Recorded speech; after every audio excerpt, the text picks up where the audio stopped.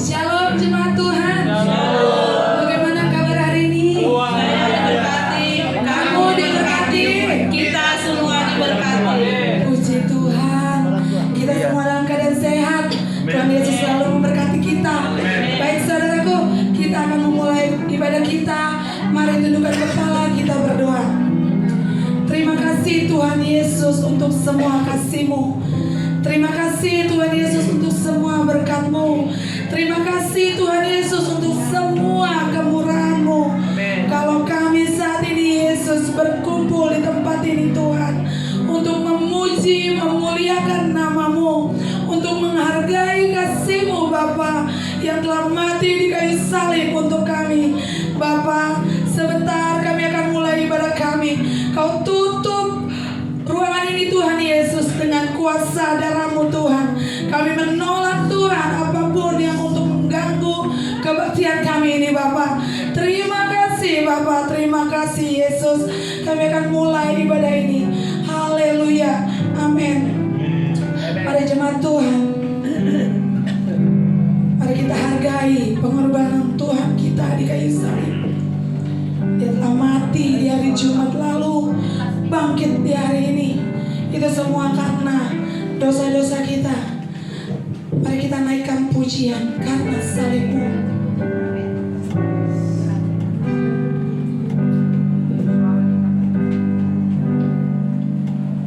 Hanya Kau Tuhan di hidupku. Amin. Kau berikan hidup yang baru. Amin Yesus. Darah-Mu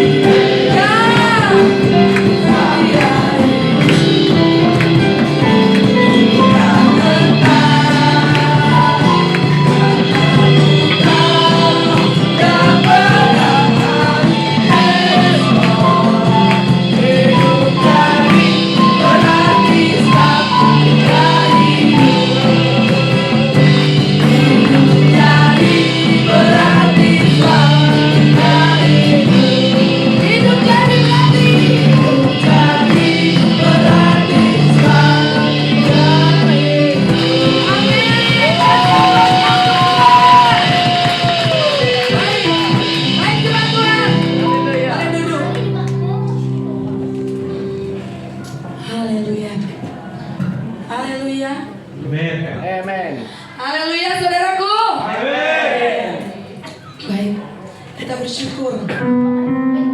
Kita bersyukur karena kasih Tuhan, karena pengorbanan Tuhan. Semua itu untuk menebus dosa-dosa kita. Amen. Saat ini bawa hatimu, bawa penyembahanmu untuk Tuhan. Jangan tahan suara-suara kalian, sampaikan kepada Tuhan. Apapun bergumulan dalam hati kalian, bersyukur adalah kata-kata yang paling baik saat ini. Amin. Untuk semua kasih Dia. Mari kita naikkan pujian ini. Kasih Allahku sungguhlah terbukti ketika Dia serahkan anaknya.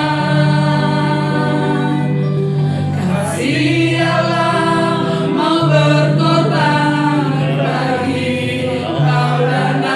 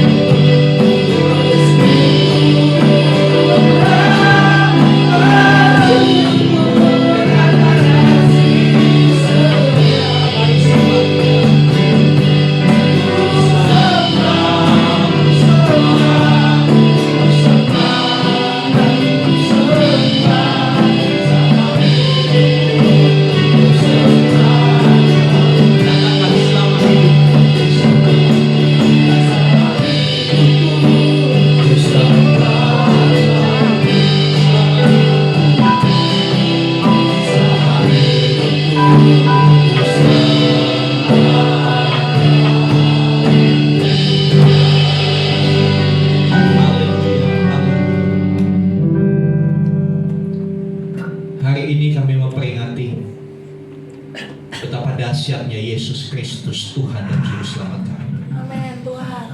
Maut tidak dapat menahan dia. Dia bangkit. Kemenangan ada di tangannya. Amin. Dan kemenangan itu dia nyatakan buat setiap kita. Amin. Amin Tuhan. Karena itu setiap kita yang percaya, kita juga akan menjadi orang-orang yang menang bersama dengan Kristus. Amin. Kemenangannya adalah kemenangan kita. Karena dia berperang bagi kita. Terima kasih Tuhan. Terima kasih untuk kedahsyatan. Terima kasih untuk kemenangan. Amin Yesus. Dan biar boleh kami semua mengalami kemenangan Paskah. Amin. Untuk setiap masalah, untuk setiap sakit penyakit, untuk setiap sifat-sifat buruk kami, biar kami boleh menang atas itu semua. Amin. Dan setiap kami makin dibentuk menjadi serupa dengan Kristus. Amin. Terima kasih Tuhan. Terima kasih untuk teman-teman kami yang sudah melayani dalam pujian penyembahan. Tuhan yang memberkati mereka, Tuhan yang menambahkan talenta kepada mereka, mampukan mereka untuk mengembangkan talenta yang Tuhan beri lebih maksimal lagi untuk kemuliaan nama Tuhan. Dan sebentar firman-Mu akan disampaikan, biar hati kami sebagai tanah yang subur, Amin Tuhan. biar kami boleh mengarahkan mata, mengarahkan perhatian kami mendengar baik-baik setiap perkataan, kata demi kata, sehingga kami bisa pahami dan selanjutnya kami bisa lakukan dalam hidup sehari-hari. Bersyukur untuk hamba-Mu Bapak Evangelis Sunario Halim yang sudah Tuhan kirim ke tempat ini. Kuasa-Mu, pengurapan-Mu melimpah atas beliau, sehingga dengan penuh keberanian dan otoritas Tuhan, hamba-Mu boleh menyampaikan isi hati Bapa buat kami semua. Terima kasih Bapa. Terpujilah nama-Mu. Yang siap dengar firman Tuhan katakan Amin. Amin. Amin. Silakan duduk Bapak Ibu Saudara.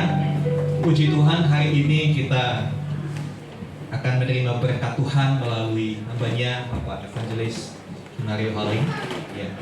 Beliau adalah PDT, pengusaha dalam Tuhan. Haleluya. Ya, beliau dari kota kelahiran saya, kota Cirebon.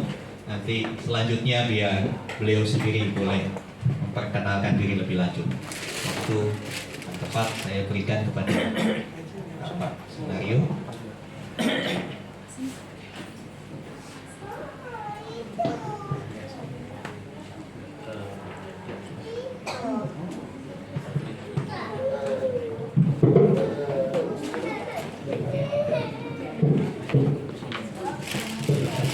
Shalom Bapak Ibu yang kekasih dalam Tuhan.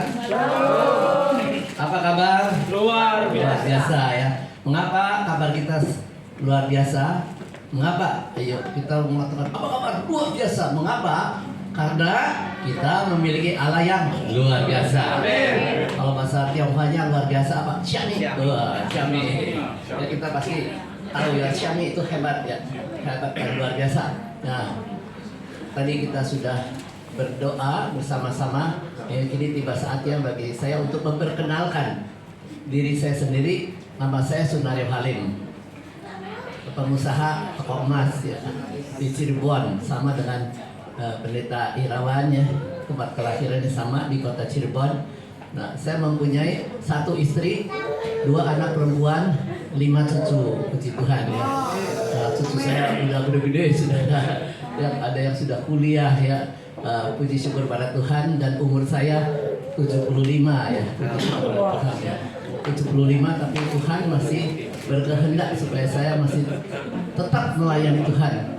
Saya yakin ini semua karena apa? Anugerah Tuhan, betul ya. Tiok ya, betul ya, kalau bahasa Hokkiannya betul, tidak salah ya. Semua karena anugerah Tuhan. Nah, sebelum kita membaca ya, atau langsung kita baca aja firman Tuhan yang pada pagi hari ini terambil dari 1 Korintus pasal 15 ayat 55 sampai 58. Ya, kita baca bersama-sama dengan bergantian. Saya membaca ayat ke-55, Bapak Ibu membaca ayat berikutnya, dan ayat 58 kita baca bersama-sama dengan suara yang lantang, yang keras ya. Nah, mari kita bersama-sama membacanya. Saya terlebih dahulu ayat ke-55. Firman Tuhan berkata demikian. Hai maut, di manakah kemenanganmu? Hai maut, di manakah sengatmu? Silakan maut 56. Sengat maut ialah dosa, dan kuasa dosa ialah hukum Taurat. Tetapi syukur kepada Allah yang telah memberikan kepada kita kemenangan oleh Yesus Kristus Tuhan kita. Ayat 58 kita baca bersama-sama. 1:58. Karena itu Satu tadi sama-sama. 1, 2, 3. Karena itu saudara-saudara yang kasih, berilah aku jangan goyah dan biarlah selalu dalam percaya Tuhan. Sebab kamu tahu bahwa dalam bersama dengan Tuhan jerih payahmu tidak sia-sia. Semua katakan amin. Ya, berbahagialah bagi kita semuanya yang sudah membaca, merenungkan, memahami firman Tuhan, serta kita lakukan dalam kehidupan keseharian. Bapak Ibu yang kekasih dalam Tuhan, untuk tema pada pagi hari ini adalah apa saudara? Kemenangan Kristus. Haleluya ya, Kristus itu menang ya, menang atas maut, atas segala-galanya. Nah, mari kita belajar bersama-sama ya. Sebelumnya saya ingin mengajak saudara untuk menyeru nama Tuhan dulu, atau menyeru haleluya, haleluya, haleluya 3 kali ya. Setelah 3 kali suaranya makin keras ya, harus yang ketiga kali paling keras, terus langsung kita jawab ya amin. Sudah amin apa? Yes, yes, yes. Nah, itu ya, supaya semangat ya. Saya yakin dan percaya kalau kita semua menyerunya dengan hati sungguh-sungguh, saya yakin Roh Kudus akan memenuhi kita semuanya ya.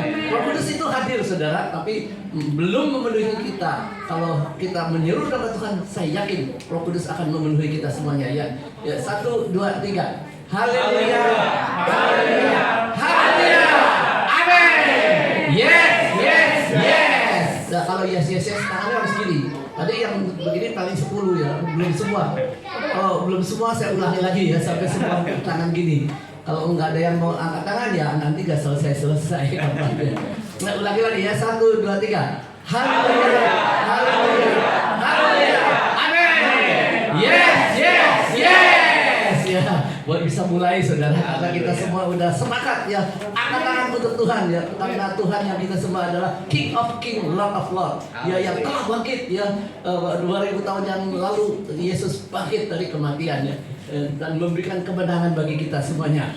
Bapak Ibu yang kekasih dalam Tuhan, ketika kita membaca perjanjian baru ya, maka kita akan menemukan adanya sebuah suasana. Ya, suasananya apa? Sukacita ya, suasana kemenangan.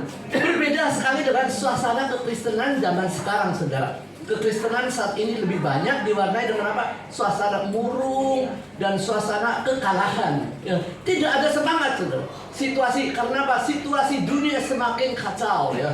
PHK terjadi di mana-mana ya. Di kota Cirebon ada 1000 lebih tenaga kerja di PHK oleh sebuah perusahaan ya. Nah, terus apalagi hidup kita semakin sulit dan susah ya, karena apa? Ekonomi sedang terpuruk ya. Bukan aja di negara Indonesia, di mana-mana aja ya, secara global ekonomi sedang susah. Nah, orang-orang Kristen mula-mula tidak ada suasana kegagalan. Orang Kristen mula-mula mereka sukacitanya luar biasa karena apa? Yesus bangkit ya. Mereka lebih banyak berbicara tentang apa? Kemenangan atas Kristus Yesus ya. Nah, jadi Yesus Kristus menang atas apa saudara? Nah, Paulus dalam ayat 57 yang tadi kita bacakan mengatakan apa? Tetapi syukur kepada Allah yang telah memberikan kepada kita kemenangan oleh Yesus Kristus Tuhan kita ya. Terus Roma pasal 8:37 juga mengatakan bahwa di dalam semua kesukaran dan bahaya-bahaya kita lebih daripada orang-orang yang menang. Jadi kita seringkali mempunyai suatu statement mengatakan kita adalah lebih daripada pemenang. Amin saudara. Kita lebih daripada pemenang oleh Dia yang telah mengasihi kita. Dalam kedua ayat ini saudara, berarti bukan hanya Paulus yang mengalami kemenangan-kemenangan itu, tetapi jemaat Tuhan pada waktu itu juga mengalami kemenangan-kemenangan. Nah, kemenangan sukacita yang besar adalah kekuatan yang besar adalah apa? Kosakata dari para pengikut Kristus pada waktu itu ya, sering diucapkan kemenangan-kemenangan. Kemenangan mereka adalah karena apa? Kemenangan Kristus Yesus. Amin saudara. Nah, pertanyaannya, kapan kemenangan Kristus itu diraih saudara? Kemenangan Kristus dicapai pada saat apa? Saat Kristus disalibkan dan pada hari yang ketiga bangkit kembali. Nah, ini adalah suatu kemenangan. Jadi kebangkitan Kristuslah yang membawa apa saudara? Kemenangan. Ya, kita semua katakan kebangkitan Kristuslah yang membawa kemenangan. 1, 2, 3. Kebangkitan Kristuslah yang membawa kemenangan. Nah, Kristus yang tersalib adalah penakluk. Ini pasti membuat orang bingung. Bagaimana mungkin orang yang tersalib dapat menjadi pemenang? Biasanya orang yang tersalib kan kalah, saudara. Tapi beda dengan Allah kita, Kristus Yesus, saudara. Bukankah ia ditolak oleh bangsanya, dikhianati oleh muridnya, dan diabaikan oleh murid-muridnya, dan dihukum oleh wali negeri Romawi? Dan kalau kita perhatikan apa yang terjadi di atas kayu salib, tidak ada ciri-ciri kemenangan, saudara. Orang yang tersalib justru nampaknya sedang mengalami kekalahan total. Di atas bukit Golgota hanya terlihat apa? Kemenangan daripada kesombongan manusia, kemenangan dari dendam, kemenangan dari kekejaman. Itulah pandangan dunia tentang Kristus yang tersalib. Mereka tidak melihat adanya kemenangan di atas kayu salib. Yang terlihat hanyalah apa?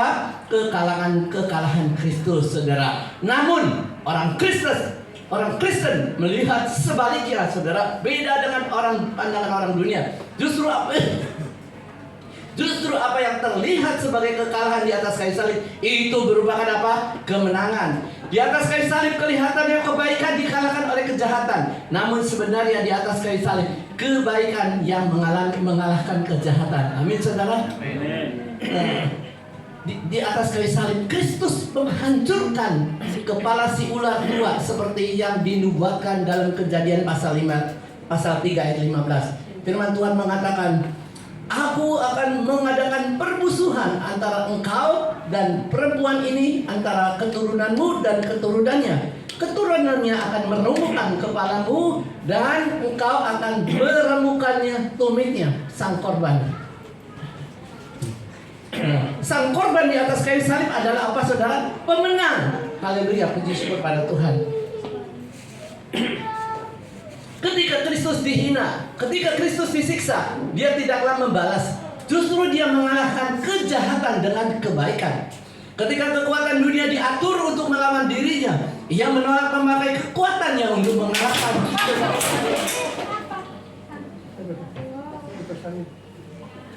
apa tuh jatuh?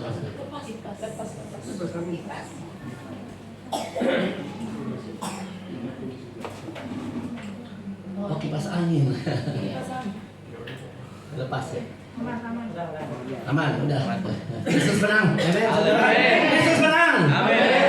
Haleluya, puji Tuhan. Ketika Kristus dihina, ketika Kristus disiksa, dia tidaklah membalas. Justru dia mengalahkan kejahatan dengan kebaikan. Ketika kekuatan dunia diatur untuk melawan dirinya, ia menolak memakai kekuatannya untuk apa? Mengalahkan dan kekuatan dunia itu. Tetapi melalui ketaatan, kasih dan kelembutannya, ia mengalahkan kekuatan jahat itu. Inilah kemenangan siapa, saudara? Kristus. Karena itu kita tidak sanggup atau kita menganggap salib dan penderitaan Kristus sebagai apa? Kekalahan. Ya, tidak, kita maksudnya tidak menganggap. Jadi karena itu kita tidak menganggap salib dan penderitaan Kristus sebagai kekalahan.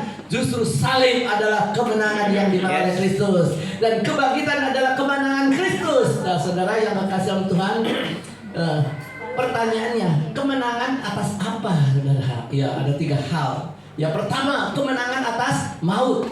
Ayat 5 mengatakan apa? Hai maut, di manakah kemenanganmu? Hai maut, di manakah sengatmu? Demikian juga kebangkitan Kristus bagi kita semua diungkapkan oleh siapa? Rasul Paulus dalam Roma 10 ayat 9. Roma 10 ayat 9 mengatakan apa? Sebab jika kamu mengaku dengan mulutmu bahwa Yesus adalah Tuhan dan percaya dalam hatimu bahwa Allah telah membangkitkan dia dari antara orang mati, maka kamu akan diselamatkan. Nah, itu ada statement daripada Rasul Paulus. Kita harus percaya bahwa Allah telah membangkitkan dia dari antara orang mati, maka kamu akan diselamatkan. Jadi disinilah perlunya pengakuan iman secara pribadi dari setiap manusia kepada siapa? Yesus Kristus yang telah bangkit itu. Pada zaman Rasul, saudara, khususnya ketika Paulus menulis surat kepada jemaat di Roma, tidaklah gampang bagi Paulus untuk mengajar orang Kristen Roma untuk mengatakan bahwa Yesus yang bangkit itu adalah Tuhan. Amin, saudara. Siapakah Yesus itu? Yang bangkit itu adalah siapa, saudara? Adalah Tuhan. Sebab bagi setiap warga negara Romawi menyebut Tuhan adalah apa? Kurios. Hanya ditujukan kepada siapa? Kepada Kaisar. Hanya Kaisar yang berhak disapa kurios oleh Tuhan. Kalau ada oknum atau objek lain yang dipanggil Tuhan, maka itu merupakan penghinaan bagi Kaisar dan konsekuensinya cukup berat, saudara. Mereka bisa dipenjara, mereka bisa dianiaya, saudara. Bagi orang Kristen, hal itu merupakan tantangan yang cukup berat. Sebab bagi orang Kristen hanya Yesuslah yang layak disebut Tuhan. Akibatnya apa, saudara? Enggak heran, saudara. Penganiayaan dan penderitaanlah yang dialami orang-orang Kristen. Menghadapi tantangan iman yang cukup berat, saudara, sekarang ini, masihkah kita setia mengaku Yesus sebagai Tuhan dan Juru Selamat kita? Masihkah kita mengaku bahwa Yesus adalah Tuhan dan Juru Selamat kita? Amin, saudara. Amin. Ya, mengaku Yesus sebagai Tuhan tidak sama menjadi anggota salah satu denominasi gereja.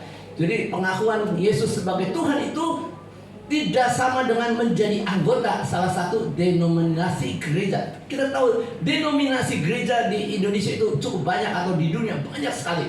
Karena bukan denominasi gereja yang menyelamatkan kita. Amin, saudara. Bukan karena saya ada di gereja mana, gereja GKI saya diselamatkan.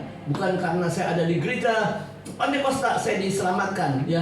Karena bukan denominasi gereja yang menyelamatkan kita, melainkan apa? Iman secara pribadi kepada Kristus yang sudah bangkit itu.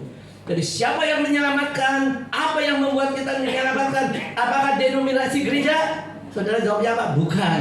Apakah denominasi gereja yang menyelamatkan kita? Bukan. Melainkan iman secara pribadi kepada Kristus Tuhan yang bangkit itu. Jadi karena apa, saudara? Karena iman. Jadi kita diselamatkan karena apa? Iman. Oleh anugerah karena iman. Amin, saudara. Itulah adalah satu teologi yang benar, saudara. Jadi seorang pendiri gereja Metodis di abad abad ke-18 yang sangat terkenal, namanya siapa, saudara? John Wesley. Ya, pasti kalau kita sekolah Alkitab pasti tahu John Wesley. Dia adalah penganut Armenian. Nah, pada masa hidupnya dia sangat bingung karena apa? Banyak sekali aliran gereja. Nah, ceritanya, saudara, pada suatu hari ia bermimpi, dan dalam mimpinya itu dibawa ke pintu gerbang neraka. Dibawa pintu gerbang neraka, saudara pernah enggak? Bermimpi dibawa ke pintu gerbang neraka. Ya, di sana ada seorang malaikat yang menjaga. Lalu John Wesley bertanya, apakah di sini ada orang Calvinis? Saudara. Jadi dia pikir kalau neraka pasti orang yang bukan Armenian, pasti orang Calvinis. Jadi yang ditanya, apakah di sini ada orang Calvinis di neraka itu? Malaikat menjawab, banyak. Terus dia tanya lagi, apakah di sini ada orang Baptis? Banyak, kata malaikatnya. Apakah di sini ada orang Pantekosta? Banyak. Terus dia tanya lagi, apakah di sini ada GBT, saudara? Ada banyak. Ada GBT enggak? Ada orang GBT enggak? Banyak. Nah, akhirnya John Wesley bertanya dengan pelan-pelan, ya, karena dia adalah gereja Metodis. Apakah ada orang Metodis di tempat ini? Malaikat menjawab, juga banyak, saudara. John Wesley merasa kecewa karena apa? Merasa dirinya gagal sebagai pemimpin gereja Metodis. Karena apa? Banyaknya jemaat yang masuk neraka, saudara. Nah, saudara yang kekasihan Tuhan, saudara jangan kecewa dulu. Lalu John Wesley dibawa ke pintu gerbang surga, saudara. Seperti Pak Pendeta Irawan yang pernah diperlihatkan gerbang surga itu kayak apa, saudara. Dia di sana ada malaikat lain juga yang menjaga, beda. Yang menjaga di neraka dan yang menjaga di surga beda. Dan ia bertanya kepada malaikat itu, apakah di sini ada orang Pantekosta? Malaikat menjawab apa? Enggak ada. Di apa surga ada nggak orang Pantekosta? Enggak ada, katanya. John Wesley langsung tanya lagi, apakah ada orang Calvinis? Tidak ada. Lalu dia tanya lagi, apakah ada orang Tabernakel? GBT, saudara? Enggak ada juga. Dan akhirnya John Wesley bertanya, dia tanya dengan pelan-pelan, jangan-jangan hanya Metodis yang ada di surga. Lalu dia tanya lagi, apakah ada orang Metodis? Malaikat menjawab, juga nggak ada, katanya. Wah, dengan bingung dan putus asa, John Wesley bertanya, kalau begitu siapa yang ada di dalam surga? Malaikat menjawab, orang yang percaya kepada Tuhan Yesus Kristus yang sudah bangkit dari kematian. Amin, saudara. Jadi siapa yang ada di surga, saudara? Yang percaya. Orang yang percaya bahwa Yesus sudah bangkit, ya. Jadi orang yang percaya kepada siapa? Yesus Kristus yang sudah bangkit. Jadi siapa yang ada di surga, saudara? Orang yang percaya kepada siapa? Tuhan Yesus. Kita semua katakan Tuhan Yesus Kristus yang sudah bangkit. Ya, 1, 2, 3. Tuhan Yesus Kristus yang sudah bangkit. Nah, siapakah orang yang ada di dalam surga? Orang yang Percaya. Orang yang apa, saudara? Orang yang percaya kepada siapa? Tuhan Yesus Kristus yang sudah bangkit. Terus apa, saudara? Amin tidak, saudara? Amin. Amin. Yes ya. Saya ulangi lagi ya. Siapa yang ada di dalam surga? Orang yang di dalam surga adalah orang-orang yang percaya kepada siapa? Tuhan Yesus Kristus yang sudah bangkit. Amin. Yes. Ya, tepuk tangan untuk kemuliaan dari Tuhan. Itulah yang pertama, saudara. Jadi kita kalau percaya kepada Kristus yang sudah bangkit, kita adalah surga adalah milik kita. Amin, saudara. Haleluya, puji Tuhan. Nah, yang kedua apa, saudara? Kemenangan atas apa? Kedua adalah mendorong setiap orang Kristen semakin mengenal Kristus yang sudah bangkit itu. Jadi Kristus itu bangkit, saudara. Kemenangan Kristus itu supaya kita lebih mengenal Kristus yang sudah bangkit. Ya, kalau Kristus gak bangkit, kita bagaimana mengenal Kristus ya? Nah, ceritanya, saudara, pada tahun 1819 sampai tahun 1901 di Inggris hiduplah seorang ratu, namanya Ratu, tahu nggak, saudara? Ratu apa namanya di Inggris tahun 1819 sampai 1901? Kalau bisa tak kasih hadiah, saudara. Namanya Ratu apa, saudara? Ratu Victoria. ya, Victoria, betul ya, Pak Adi dapat hadiah nanti ya, di rumah aja lah Pak Adi sih, orang Seribuan ya. Namanya Ratu Victoria. Wah, memang Pak Adi ahli sejarah ya. Nama-nama raja-raja, ratu semua hafal dia, saudara. Nah, saya lupa bahwa dia itu hafal dengan sejarah ya. Suatu hari sang ratu melepaskan baju kerajaannya dan mengenakan pakaian biasa. Ratu itu berjalan-jalan ke pasar, ke toko-toko, ke jalan raya, ingin apa? Melihat dari dekat kehidupan rakyatnya. Karena sang ratu menyamar seperti rakyat biasa, maka orang-orang yang berjumpa dengannya tidak tahu kalau dia adalah seorang ratu, saudara. Tiba-tiba hujan turun dengan deras, kruyuk, saudara. Dalam keadaan kebingungan, Ratu Victoria mampir di sebuah rumah dan meminjam payung kepada pemilik rumah. Nah, bolehkah pinjamkan saya sebuah payung? Wah, dengan perasaan iba, pemilik rumah pun meminjamkan payung kepada wanita yang tidak mereka kenal, saudara. Dan karena tidak mengetahui bahwa itu adalah ratu, maka mereka pun meminjamkannya payungnya apa? Yang udah tua, saudara. Payung yang sudah usang, namun masih lumayan, masih bisa dipakai untuk menahan air hujan itu. Padahal sebenarnya ia memiliki payung yang baru, saudara, pemilik rumah itu. Payung yang bagus, yang mahal. Terus besok paginya sang ratu mengembalikan payung tersebut dengan pasukan berkuda, dengan satu memo, saudara. Karena dia ratu, jadi dia kembalikan payung dengan pasukan kuda, mengembalikan payung itu kepada pemilik rumah, pemilik itu. Ada memonya apa? Terima kasih Anda telah meminjamkan saya payung ya, pada kemarin sore, sehingga saya tidak kehujanan. Terus apa? Tertanda Ratu Victoria. Nah, saudara yang kekasih dalam Tuhan, pelajaran apa yang bisa kita dapat dari cerita ini, saudara? Pengenalan kita akan Tuhan mempengaruhi sikap dan pelayanan kita kepadanya. Jadi kita sebagai orang Kristen, sebagai orang percaya, kita itu harus benar-benar mengenal siapakah Kristus. Kristus yang sudah bangkit itu siapa dia, saudara. Jadi pengenalan kita akan Tuhan mempengaruhi sikap dan pelayanan kita kepadanya. Kalau kita mengenal Kristus, Kristus itu adalah Kristus yang luar biasa. Kita tidak bisa tidak mengasihi dia. Kita tidak bisa tidak melayani dia, saudara. Saudara yang kekasih dalam Tuhan, saya mempunyai pengalaman demikian saudara. Pada 30 tahun yang lalu, saya adalah seorang, tadi saya mengatakan bisnis saya adalah toko emas saudara. Karena keserakahan saya saudara, 34 tahun yang lalu. Karena saya itu tamak saudara. Akhirnya saya terlibat dalam judi online saudara. Judi online, waduh, waktu dulu 30 tahun yang lalu ada saudara judi online. Tapi enggak setanggih demikian saudara. Ada kantorannya, ada segala macam saudara. Kita bisa trading di sana saudara. Jual beli apa yang dijual beli falas saudara. Dolar, dijual beli uang Jerman. Terus harga emas saudara dijual belikan. Enggak usah fisik, tinggal ngomong saya beli 10 kilo. Kalau naik 1 kilo naik 1 juta, dapat uangnya berapa saudara? 10 juta ya. Beli 10 kilo naik 1 juta, mendapatkan keuntungan 10 juta. Wah, mula-mula saya mendapatkan keuntungan yang besar. Saya pikir ini adalah kesempatan bagi saya untuk meraih keuntungan. Wah, saya menggebu-gebu kalau saya dapat uang banyak, saya bisa menyumbangkan uang itu kepada gereja saudara. Wah, itu adalah cita-cita muluk-muluk saudara.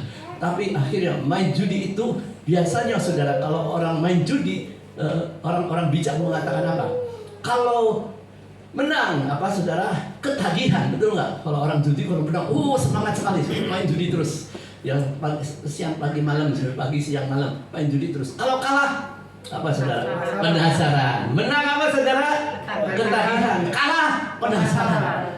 Pertama menang, cuan, main kecil-kecil saudara, menang, tidak ada beban saudara.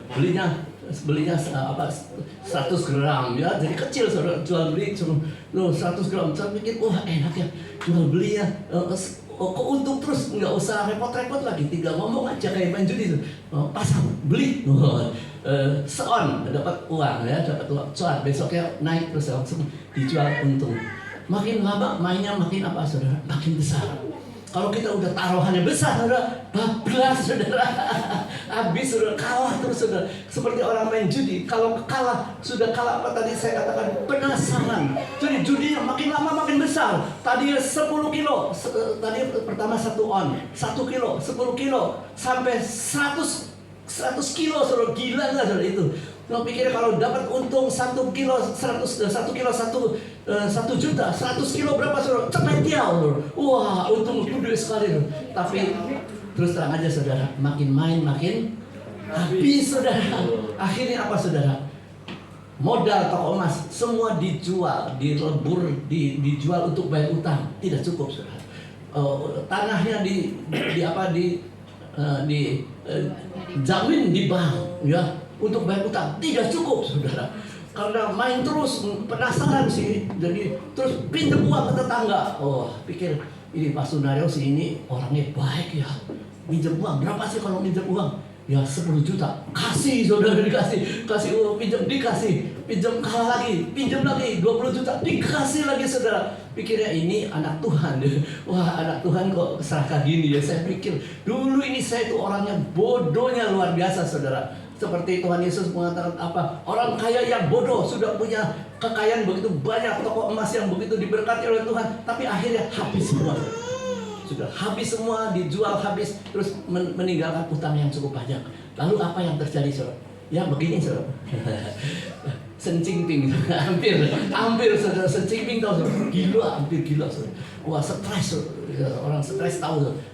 Tahu keluar bingung, uang nggak ada, nggak ada, tinggal malunya minta ampun, jadi jalan terus. Jadi di jalan terus, kiranya lagi jogging, nggak tahu lagi begini saudara, lagi stres. Nah saudara yang kekasih dalam Tuhan, tapi Tuhan kita yang kita sembah itu Tuhan yang jamin. Tuhan mengatakan kamu harus bertobat. Tuhan bertobatnya di mana? Uang saya sudah habis, saya bilang. Pokoknya kamu harus bertobat mulai hari ini, jangan main judi lagi. Saya bilang, oke Tuhan, ya saya turutin. Akhirnya saya bertobat dan teman-teman dan segenap famili saya melihat saya bertobat. Ini si Sunario Halim sudah bertobat. Langsung saya datang ke famili, ke teman-teman, tolong sih pinjam uangnya. Wah, famili melihat saya hidupnya udah berubah, nggak gila lagi seperti dulu, saudara. Langsung kasih, udah. Kamu perlu berapa? Ini kasih. Terus kamu perlu apa lagi? Saya perlu modal untuk dagang kembali. Ingat ya, awas ya, jangan main lagi. Kalau main lagi, saya tidak akan kasih pinjam kepada kamu. Saudara yang kasih Tuhan, saya udah dikasih pinjam, sudah habis, saudara. Tapi Tuhan memberi apa? Teman-teman saya, family saya, segenap family saya itu murah hati, saudara. Dikasih pinjam lagi, ada yang kasih emas, ada yang kasih uang tanpa bunga. Enak suruh pinjam uang tanpa bunga, tanpa bunga. Terus dikasih emas modal, akhirnya emas itu saya pakai untuk apa? Diolah, dipakai untuk dagang. Akhirnya, saudara yang kasih Tuhan, singkat cerita, saudara, maka memang prosesnya cukup panjang, saudara, cukup mengerikan, cukup tegang, saudara. Saya nggak cerita ya, nanti nggak habis-habis sampai siang juga ya. Nah, saya pokoknya dipulihkan kembali oleh siapa? Oleh Tuhan. Karena apa? Semua orang bantu kepada saya. Dikasih bunga, dikasih uang tanpa bunga lagi. Enak, saudara. Dari saya dengan sungguh-sungguh, Tuhan, aku harus membayar seluruh utang saya yang pernah saya pinjam kepada bank, kepada segenap family. Tuhan, ya pasti kalau kita pikir Tuhan pasti senyum aja, puas ya. Makanya jangan main judi lagi. Sejak itu saya kapok, saudara, enggak berani main judi lagi. Dalam waktu 5 tahun, saudara, Tuhan pulihkan semuanya. Tepuk tangan untuk melihat dari dalam Tuhan. Semua utang dibayar semua. Saya punya catatan. Utang kepada si A sekian banyak, sekian emas, sekian banyak, 1 kilo berapa on. Saya catat semua.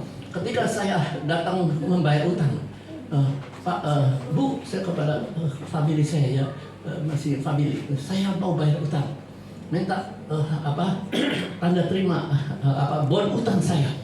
Dia sebentar, saya masuk mengambil bonnya saya, saudara. Kan kalau utang ada bon ada tangan. Dia nggak keluar, saudara. Kok lama banget ya, saya panggilnya dia Cici, kok lama banget kamu? Iya. Catatannya udah hilang, katanya, saudara. Ya kalau pikir ya, kalau catatannya udah hilang ya udah pur ya, nggak usah bayar lagi ya, karena nggak ada catatannya. Tapi saya ingat saya masih ada catatan ini. Ini Ci, saya masih utang sama engkau sekian banyak emasnya. Ini saya mau bayar. Bener tak? Katanya kamu udah bangkrut. Enggak, Tuhan sudah pulihkan saya. Ini saya bayar. Wah, puji Tuhan, katanya.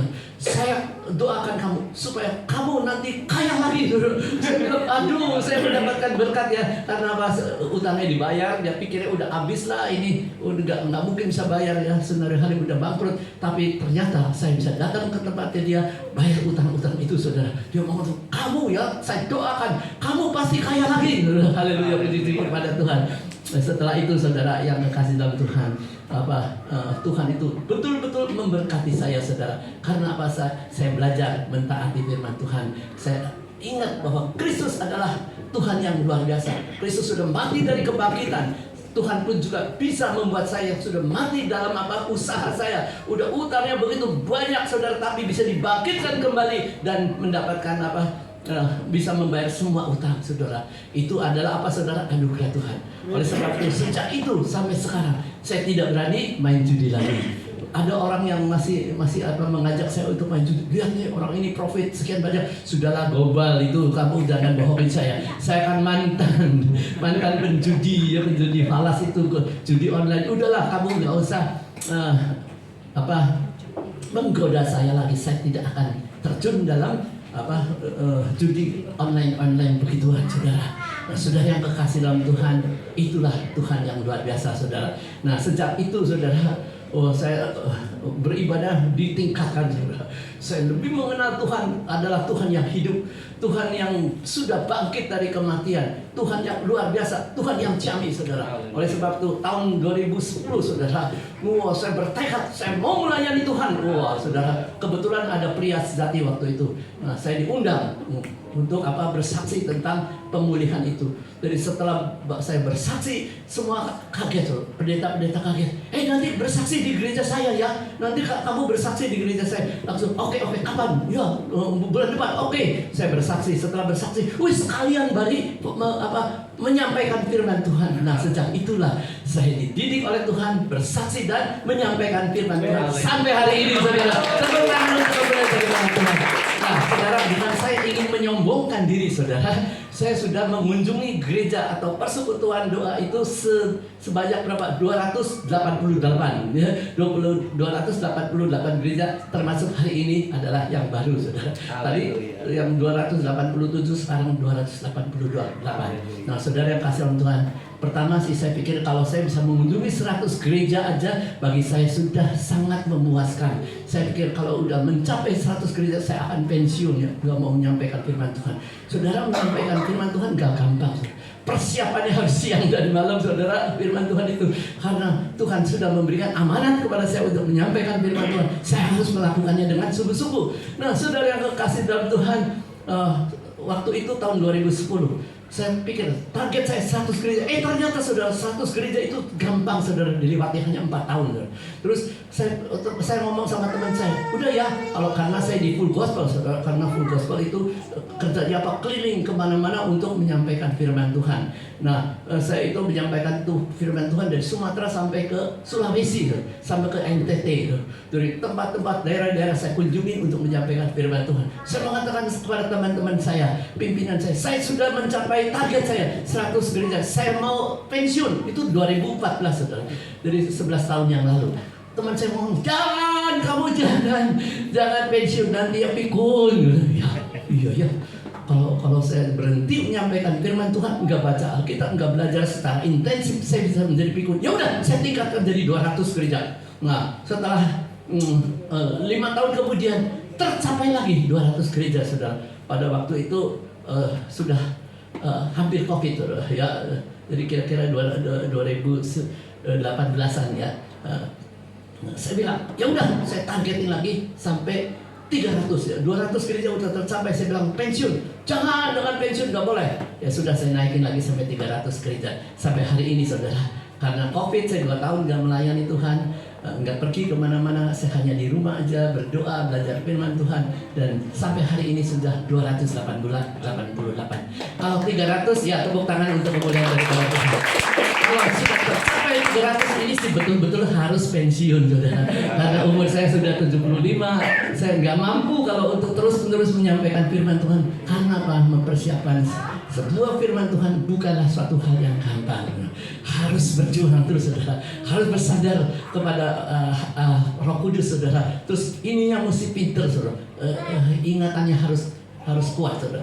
Jadi saudara yang kekasih dalam Tuhan, tadi saya katakan, kalau kita tidak mengenal kepada Tuhan Yesus yang sudah bangkit, saudara, kita tidak akan bisa melayani Tuhan dengan sungguh-sungguh, saudara. Kalau kita sudah mengenal bahwa Yesus Kristus bangkit dari kematian, maka pengenalan kita akan mempengaruhi sikap pelayanan kita kepada Tuhan Yesus Kristus. Oleh sebab itu saya tidak pernah kecewa waktu saya melayani Tuhan.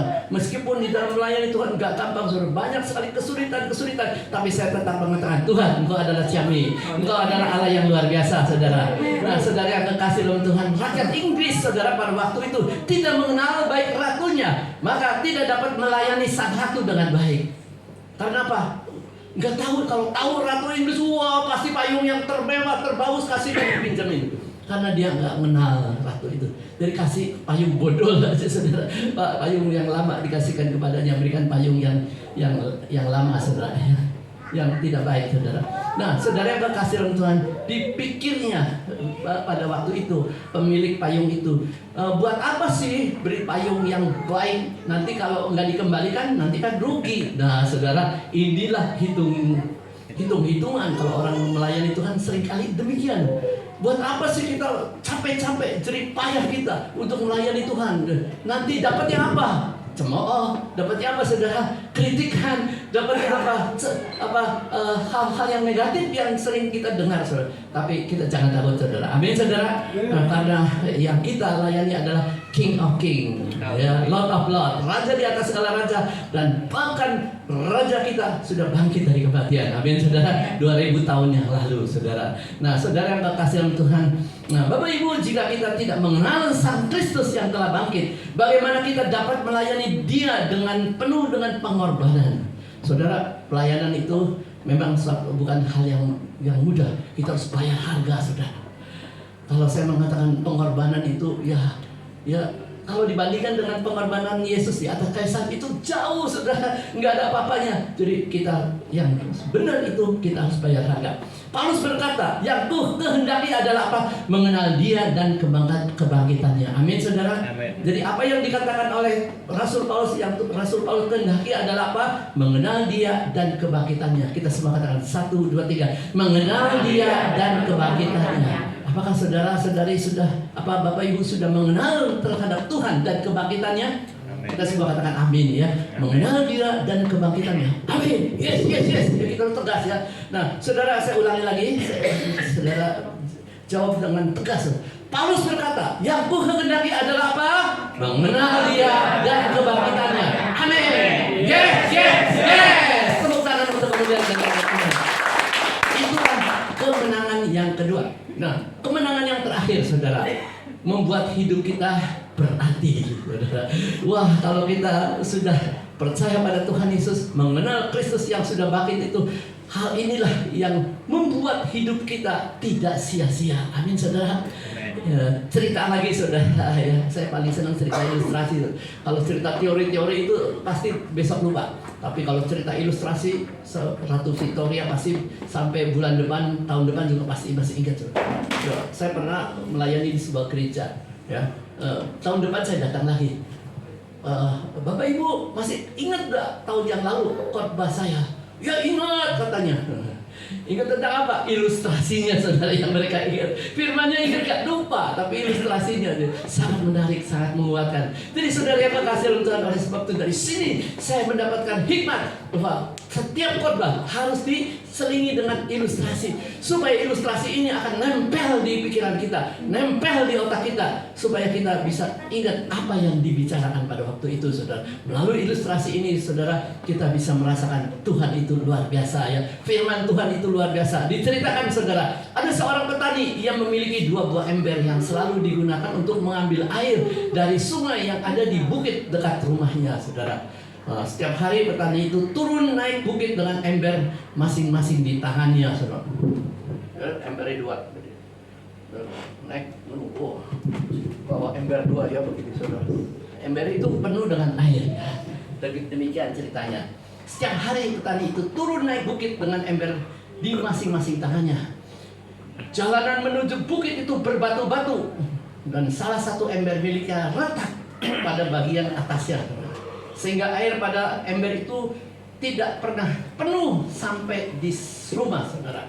Nah, sudah ditabal pun juga tetap masih bocor. Tapi petani itu ya biarno ya, kalau bahasa Jawanya biarno.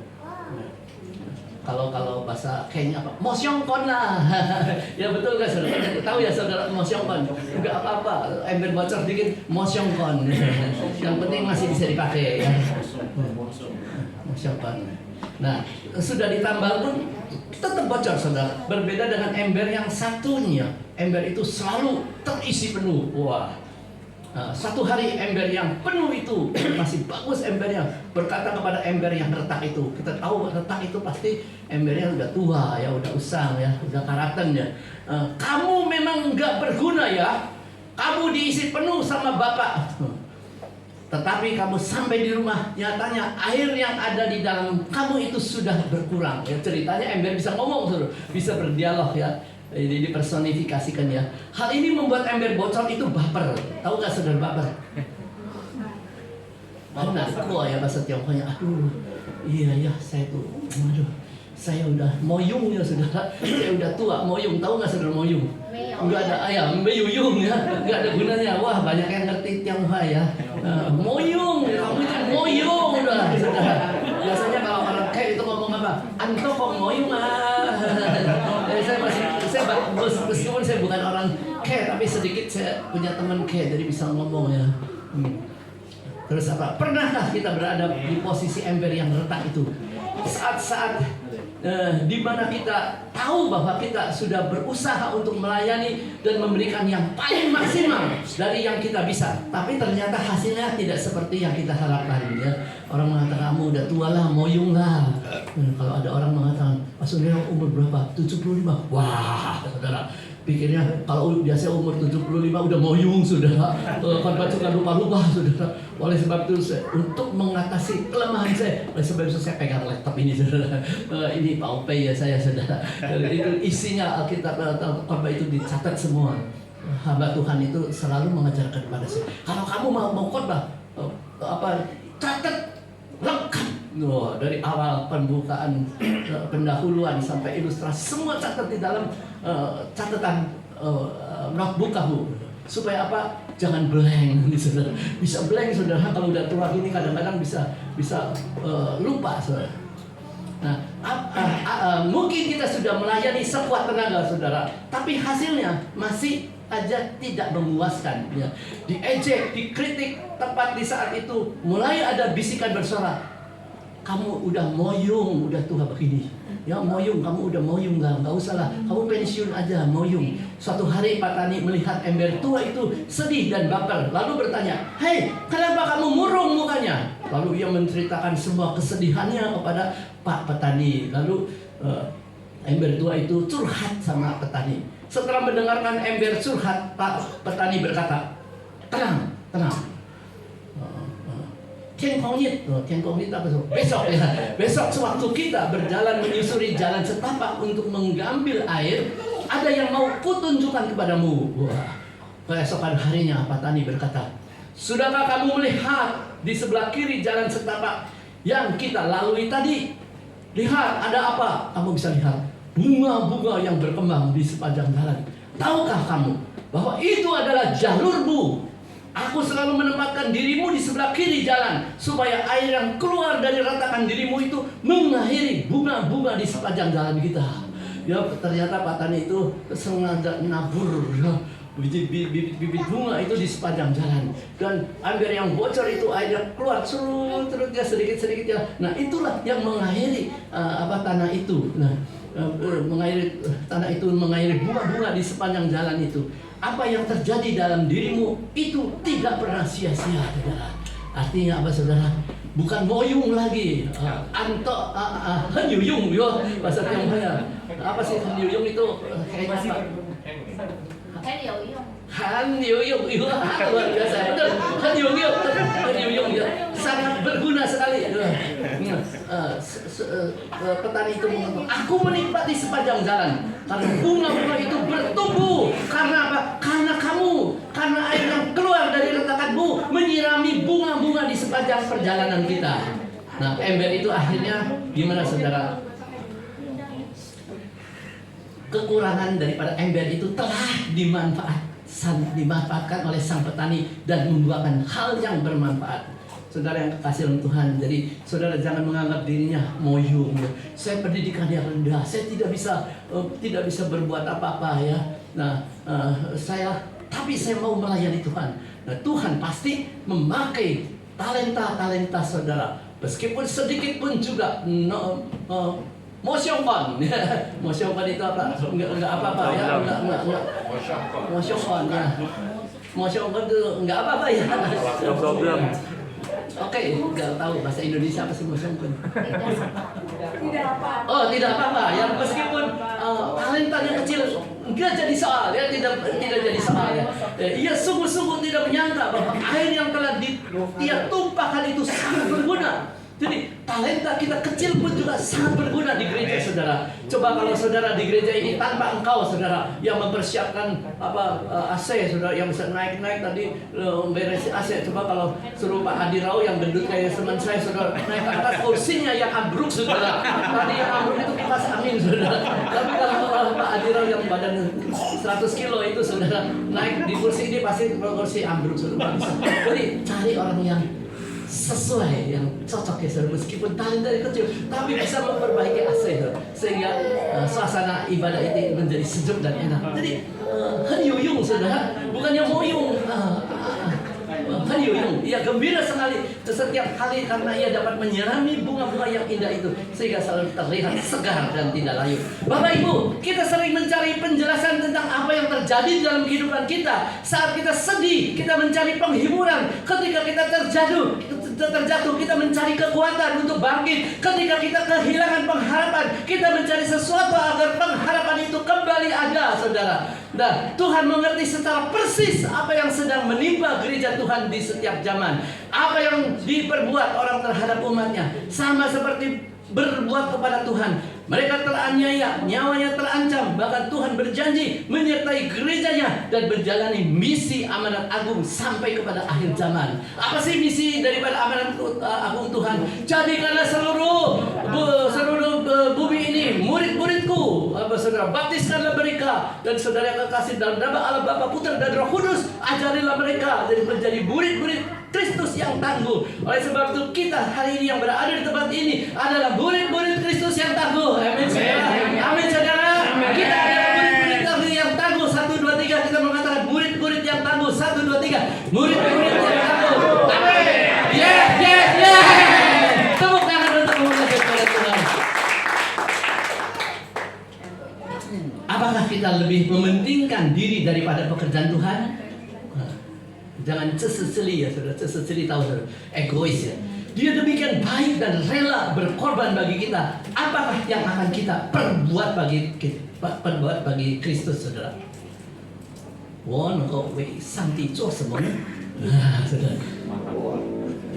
Bapak Ibu, hidup kekristenan tidak selalu lancar, saudara. Rasul Paulus dengan inspirasi Roh Kudus menulis kepada setiap orang Kristen yang sudah diselamatkan. Karena itu, saudara-saudara yang kekasih, berdirilah teguh. Ayat 8, wah keren banget ya. Sudah ditulis ya, kita mengatakan ya. Rasul Paulus dengan inspirasi Roh Kudus menulis kepada setiap orang Kristen yang sudah diselamatkan. Yaitu di 1 Korintus pasal 15 ayat 58, kita semua katakan 1, 2, 3. Karena itu, saudara-saudara yang kekasih, berdiri teguh, jangan goyah, giatlah selalu dalam pekerjaan Tuhan. Sebab kamu tahu bahwa persekutuan dengan Tuhan jerih payahmu tidak sia-sia.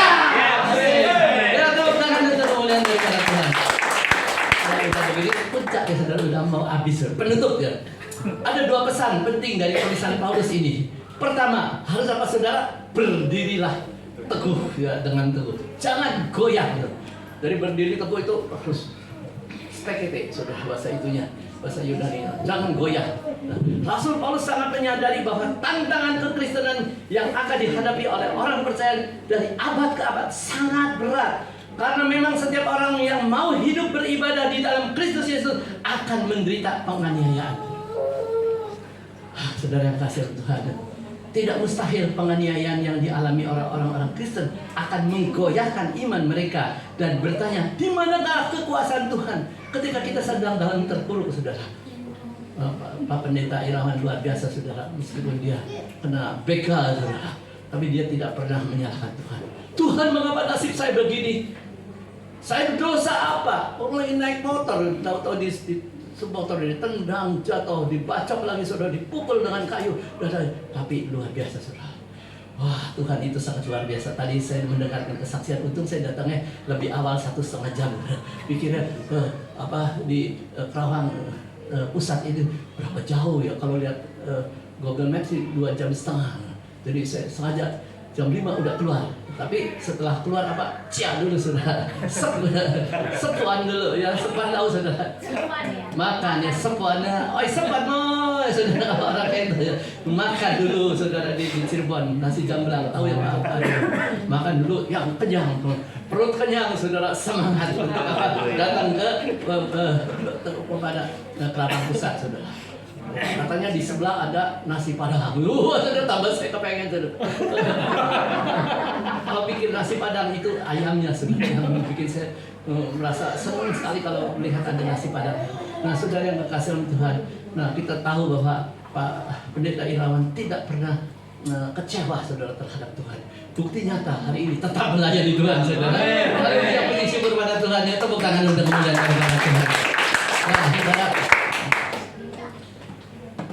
memang kita jadi orang Kristen enggak selalu lancar hidupnya, selalu menderita kesulitan, tapi Tuhan bisa menggunakan penderitaan ini, saudara, diubah menjadi apa, saudara? Hal-hal yang positif. Nah, kalau begitu Pak Irawan ini punya pengalaman yang demikian, waktu dia mengabarkan Injil, orang tidak percaya Tuhan Yesus. Pasti. Karena pengalaman yang luar biasa, pengalaman yang spektakuler. Seperti tadi dia mengatakan, saya pernah dibawa oleh malaikat ke tepi surga. Dia bilang saya mau masuk, gak boleh. Ya belum waktu ya kalau masuk ke surga, pasti goodbye saudara. Gak boleh, kamu masih ada tugas. Jadi karena seluruh bangsa muridku, seluruh bangsa dari murid-muridku, langsung dia kembali lagi, saudara. Saya mendengarkan kesaksian orang yang pernah dibawa ke atas, saudara. Orang yang sakit, udah stroke, saudara, udah koma, saudara. Dia bisa naik ke atas, bisa melihat badannya sendiri. Betul, makanya cocok, saudara, kesaksiannya dengan teman-teman saya yang pernah saya baca, saudara. Buku-buku yang pernah saya baca, bisa melihat badan sendiri. Wah, nanti kalau saya misalnya pada suatu hari dipanggil Tuhan, saya juga kepengen melihat tubuh saya. Di pinggirnya ada siapa? Paling sedikit istri saya, saudara. Itu yang paling istimewa, yang paling antik, saudara, istri saya, saudara. Nggak ada duanya, saudara. Terus ya udah jangan kasih komentar. Terus sangat cantik, saudara, istri. Meskipun umurnya 72, tapi masih seger, saudara. Nah, karena apa? Tiap hari.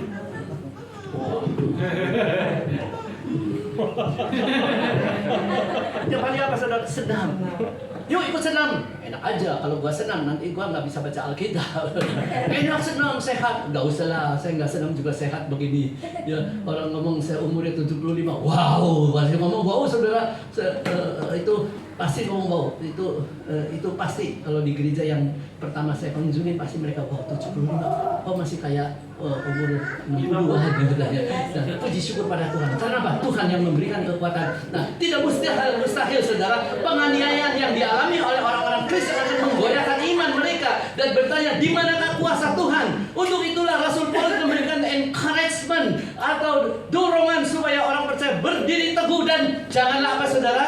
Goyah. Supaya apa, saudara? 1, 2, 3, berdiri teguh dan jangan goyah. Itu yang pertama. Yang kedua, giatlah selalu dalam pekerjaan Tuhan. Kita semua katakan 1, 2, 3. Giatlah selalu dalam pekerjaan Tuhan.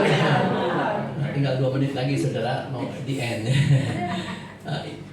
Iman kepada Yesus Kristus yang bangkit itu kiranya mendorong setiap orang percaya lebih giat melayani Tuhan. Jadi kita kalau beriman kepada Kristus Yesus terbangkit itu akan memberikan kekuatan kepada kita untuk apa? Percaya dan giat melayani Tuhan. Coba saudara-saudara, saya khotbah terus terang aja 2000 lebih kali, saudara, waktu 15 tahun ini. Saya catat semua 2000 kali lebih. Kalau saya mungkin 2500 kali saya khotbah. Karena saya pikir udahlah, saya mau pensiun aja kepada Tuhan. Tapi dikasih tugas lagi. Bulan September Natalan itu kayak orang dagang sih lagi meremaan, saudara. Meremaan itu lagi laris. Jadi dagang sampai 25 kali, saudara, dalam 1 bulan. Ya, aduh Tuhan, nanti tahun 2025 jangan banyak-banyak. Dikasih 15 kali lagi. Bulan ini ada 16 kali lagi saya harus khotbah, saudara. Tapi puji syukur pada Tuhan. Karena apa? Tuhan itu baik. Tuhan memberikan bahan-bahan khotbah, saudara. Ini bahan-bahan khotbah ini saya dapat dari apa?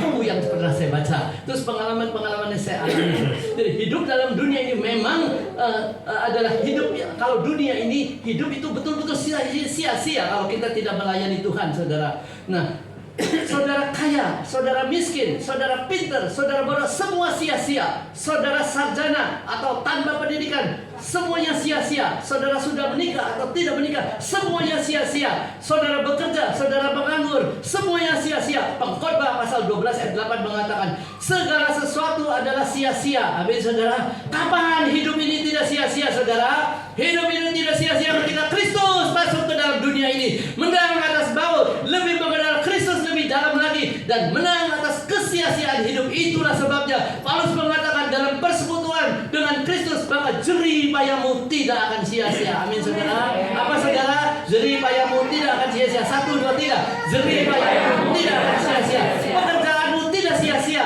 Kepandaianmu tidak sia-sia. Uangmu tidak sia-sia. Pelayananmu tidak sia-sia. Kalau saudara ingin sebuah kehidupan yang bermakna, yang tidak sia-sia, maka hanya ada satu cara, yaitu datang kepada Kristus yang sudah tersalib dan bangkit dari kematian. Yesus datang kepada Kristus yang apa, saudara? Kita mengatakan yang tersalib, bangkit dari kematian. 1, 2, 3. Yang tersalib dan bangkit dari kematian. Kalau saudara hidupnya tidak sia-sia, datanglah kepada Kristus yang sudah tersalib dan bangkit dari kematian. Ya, kita semua katakan ya, ulangi lagi terus. Amin. Yes. Ya, terus kita nyanyi ya. Kalau saudara hidupnya tidak sia-sia, saudara, maka datanglah kepada Kristus yang sudah tersalib dan bangkit dari kematian. Amin. Yes.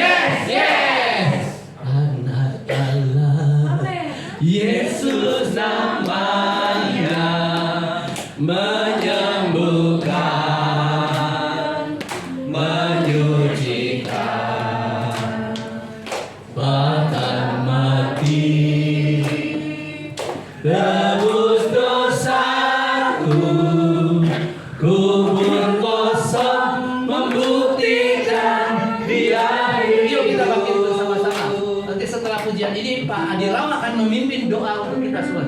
Anak Allah, Yesus namanya menyembuhkan, menyucikan, bahkan mati, tebus dosaku, kubur kosong membuktikan Dia hidup.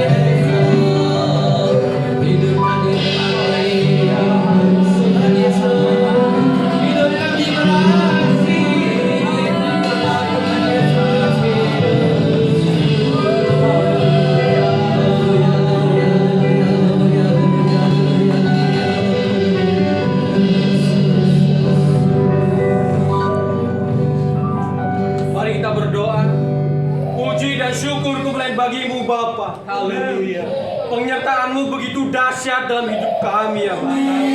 Pada hari Minggu yang cerah ini, kami memperingati kebangkitan Yesus.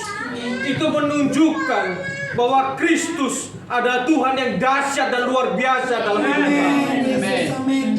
Kami bersyukur ya Bapa, karena kasih anugerah yang kami dapat oleh darah Kristus di Kalvari.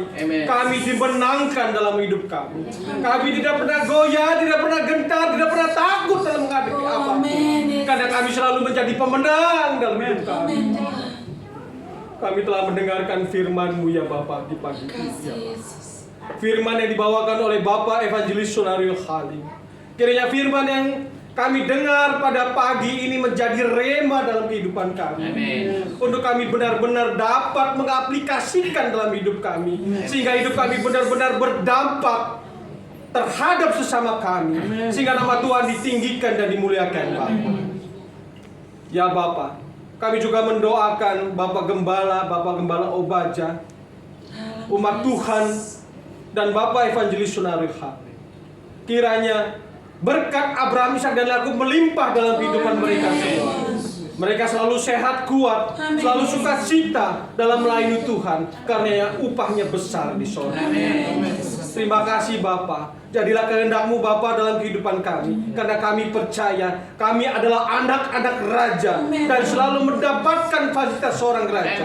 Karena kami percaya berkat Abraham, Ishak, dan Yakub telah melimpah dalam kehidupan kami. Hanya di dalam nama Tuhan Yesus kami berdoa dan ucap syukur. Haleluya. Amin. Amin. Terima kasih untuk Bapak. Terima kasih untuk Bapak untuk pelayanannya. Tuhan Yesus memberkati keluarga besar Bapak. Banyak spirit yang kita dapat dari renungan firman Tuhan. Tuhan Yesus lebih lagi memberkati keluarga Bapak. Amin. Baik saudaraku, kita akan memberikan yang terbaik untuk Tuhan. Untuk bertugas, Ibu Dota boleh melayani kita dalam memberikan persembahan. Kita akan pujian ini. Anak Allah, Yesus namanya menyembuhkan, menyucikan, bahkan mati, tebus dosaku, kubur kosong, membuktikan jadi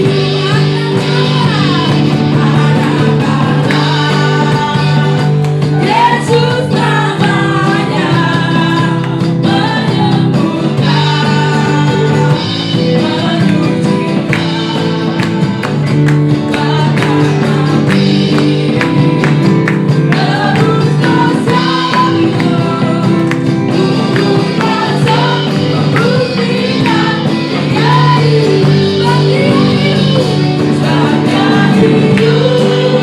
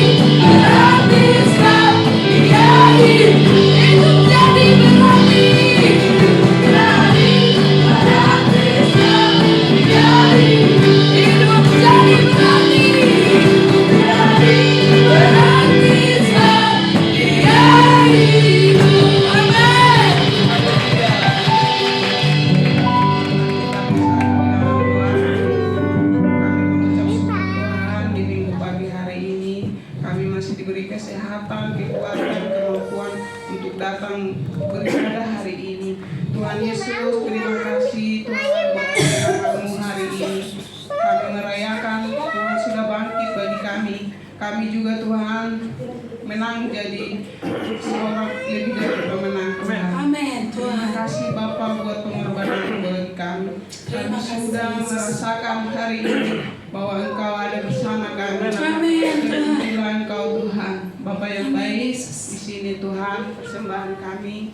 Biarlah Engkau berkati persembahan ini Tuhan, biar yang terbaik buat Tuhan. Biarlah kami pakai ini buat kemuliaan-Mu. Terima kasih Bapa, terpujilah Engkau. Dalam nama Tuhan Yesus kami ucap syukur. Haleluya. Amin. Kemenangan-Mu nyata bagi kami. Kalau Engkau telah bangkit, Engkau juga akan membangkitkan kami.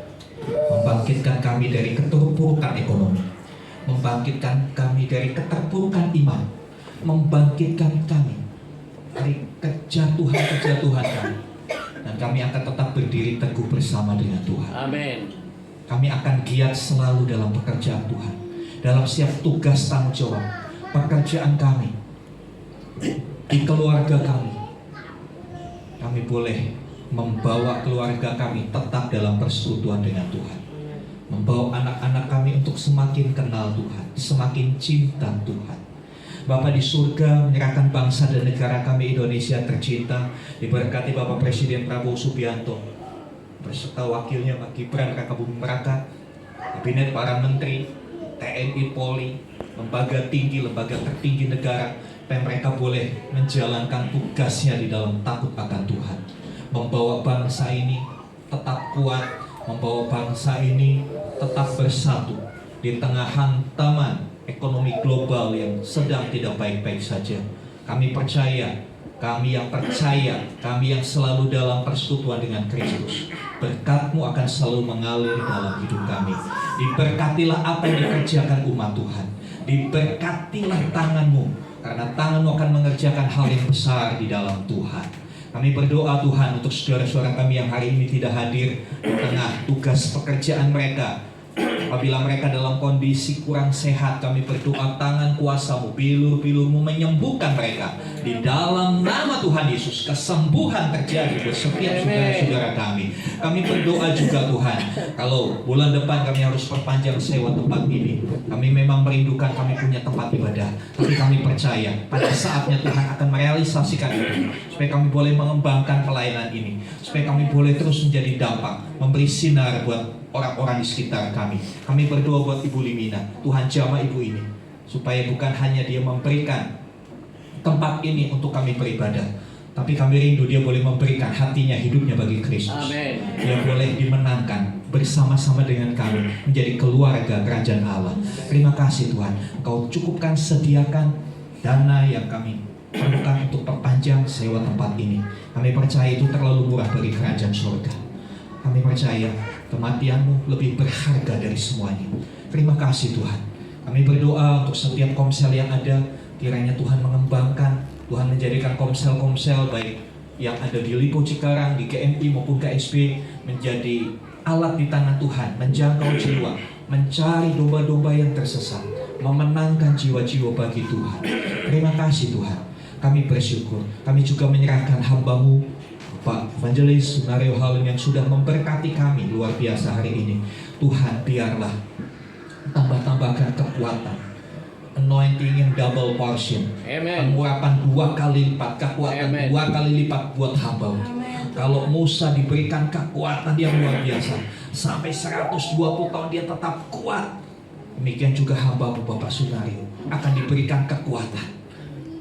Usia tidak akan membatasinya dia untuk menggaungkan firman Tuhan.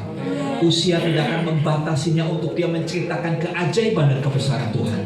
Diberkatilah istri, anak, mantu, cucu semuanya. Diberkatilah keluarga ini menjadi berkat bagi kota Cirebon, menjadi berkat bagi gereja ini, Gereja Kristen Immanuel. Kami berdoa Tuhan, usaha pekerjaannya diberkati. Apapun yang dikerjakan tangannya Tuhan buat berhasil dan beruntung. Diberkatilah semua orang yang menggantungkan hidup dalam usahanya, setiap karyawan, setiap orang-orang kepercayaan, sehingga mereka menjadi satu tim yang akan menyatakan kemuliaan Tuhan. Terima kasih Bapak. Demikian juga kami berdoa untuk hamba-Mu Bapak Adiraina, istri, diberkatilah kedua hamba-Mu ini Tuhan, supaya mereka terus boleh punya hati untuk melayani Tuhan. Amin. Manapun mereka berada, penyertaan-Mu nyata. Apapun yang mereka kerjakan Tuhan buat berhasil dan beruntung. Anak cucu menantu diberkati oleh Tuhan. Amin. Kami juga berdoa untuk hamba-Mu Pak Kicu, diberkati dalam setiap usaha pekerjaannya. Pergumulan apapun Kau menjadi jawaban yang nyata dalam hidupnya. Amin. Kami bersyukur kami boleh mengenal mereka, kami boleh beribadah bersama dengan mereka. Walaupun kami dari berbeda-beda denominasi, tapi kami percaya di dalam Tuhan hanya satu yang mempersatukan kami, Yesus Kristus yang telah disalib dan bangkit bagi kami semua. Terima kasih Tuhan, terima kasih. Mari saudara buka hatimu, arahkan hatimu kepada Tuhan. Angkatlah tanganmu dan sekarang terimalah rahmat anugerah dari Allah Bapa di surga, di dalam kasih dan karya Tuhan Yesus Kristus, bersama-sama persekutuan pengurapan Roh Kudus, terimalah berkat-berkat jasmani, terlebih lagi berkat rohani. Jadilah berkat dimanapun Tuhan menempatkan saudara. Karena itu, pergilah, jadikanlah semua bangsa muridku. Baptislah mereka dalam nama Bapa, Anak, dan Roh Kudus. Ajarlah mereka melakukan segala sesuatu yang telah kuperintahkan kepadamu. Dan ketahuilah aku menyertai kamu senantiasa sampai kepada akhir zaman. Demikianlah Tuhan Yesus akan datang kepadamu.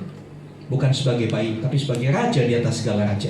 Menjemput kita, membawa kita ke tempat yang telah Dia sediakan, supaya di mana Tuhan Yesus berada, di situ pun kita boleh berada. Oh haleluya. Terima kasih Tuhan, kami terima berkat-Mu dengan penuh syukur hanya di dalam nama Tuhan Yesus Kristus. Yang percaya katakan amin.